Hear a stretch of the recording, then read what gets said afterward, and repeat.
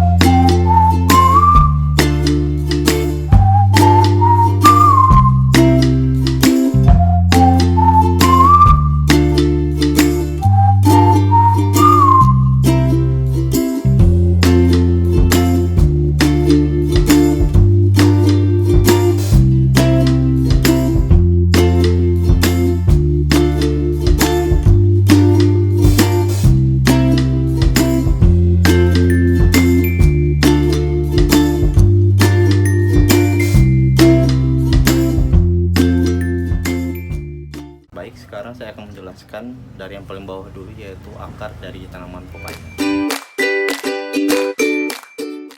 Ya, bisa kita lihat di sini contoh dari akar tanaman pepaya.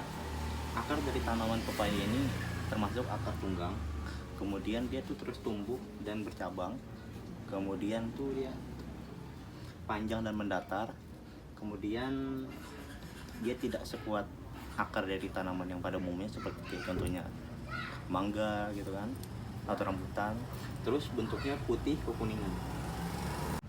Setelah dari akar, kita akan lanjut ke batang dari pepaya.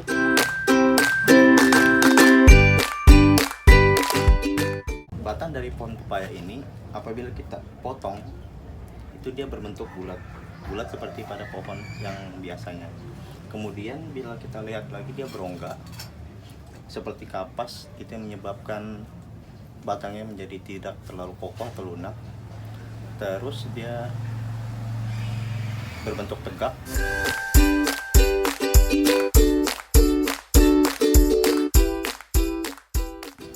Kemudian daun dari pohon pepaya ini bisa kita lihat, dia itu daunnya itu tunggal, atau tiap dahan itu satu daun. Terus ukurannya besar dan kokoh dan berjari-jari. Kemudian ujungnya ini bisa kita lihat runcing bentuknya, terus berwarna hijau pekat. Setelah kita membahas daun, kita lanjut membahas bunga dari pohon pepaya.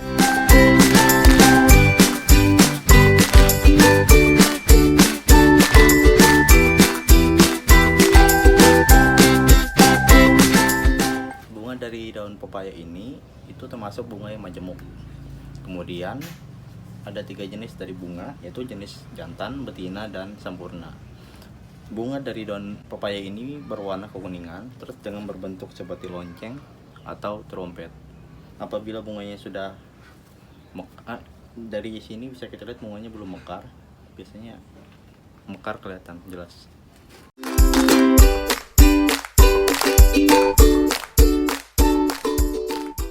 Ya ini saya memegang buah pepaya yang dipetik di pohon ini. Bisa kita lihat buah dari pepaya ini dia tunggal, atau satu bunga itu menghasilkan satu buah. Kemudian itu getahnya banyak, tetapi jika umurnya semakin tua, getahnya itu semakin sedikit. Terus tumbuhnya biasanya buah pepaya ini di ketiak daun, terus berwarna hitam saat mentah, berwarna hijau saat mentah, dan berwarna jingga saat masak. Terus biji dari buah pepaya ini berbiji banyak. Kemudian ini penampakan buah pepaya setelah kita belah. Kita akan membahas biji pepaya.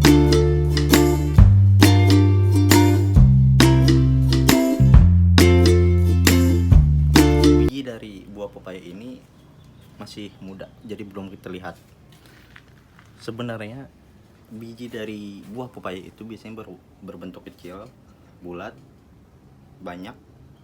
Di seluruh isi dari buah pepaya itu biji semua, terus berwarna kehitaman.